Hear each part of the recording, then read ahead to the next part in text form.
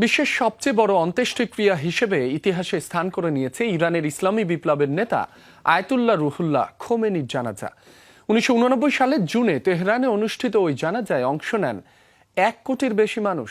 কঠোর নিরাপত্তা ব্যবস্থা নেওয়ার পরও নজিরবিহীন বিশৃঙ্খলা দেখা দেয় জানাজায়, যাতে প্রাণ যায় 8 জনের, আহত হয়েছিলেন 11,000 মানুষ। 1989 সালের 6 জুন সকাল থেকেই তেহরানের রাজপথ পরিণত হয় মানুষের সমুদ্রে। শুধু রাজধানী নয়, ইরানের নানা প্রান্ত থেকে লাখো মানুষ ছুটে আসেন প্রিয় নেতাকে শেষ শ্রদ্ধা জানাতে।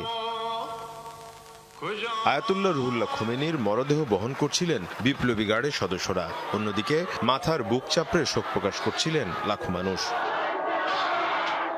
জানাজা পড়ান আয়াতুল্লাহ মোহাম্মদ রেজা। সর্বোচ্চ নেতাকে শেষ বিদায় জানাতে আবেগে বারবার থেমে যায় তার কণ্ঠ।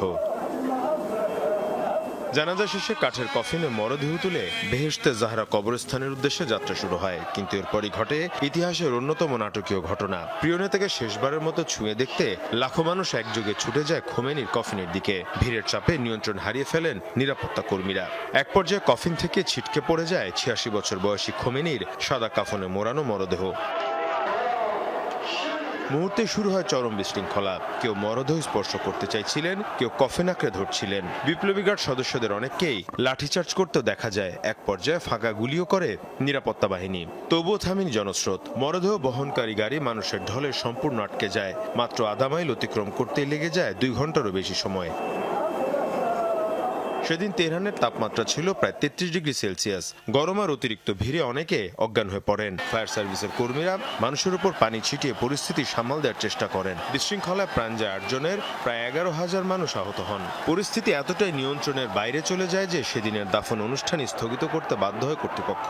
পরবর্তীতে পুনরায় আয়োজন করে দাফন সম্পন্ন করা হয়। ইতিহাস বলছে সেই জানাজায় অংশ নিয়েছিলেন 1 কোটির বেশি মানুষ, অর্থাৎ সে সময় ইরানের মোট জনসংখ্যার 6 ভাগের 1 ভাগ। এই রেকর্ড এখনো বিশ্বের বৃহত্তম অন্ত্যেষ্টিক্রিয়া হিসেবে গিনেস ওয়ার্ল্ড রেকর্ডসে স্বীকৃত। মীর মুশফিকা হাসান, যমুনা নিউজ।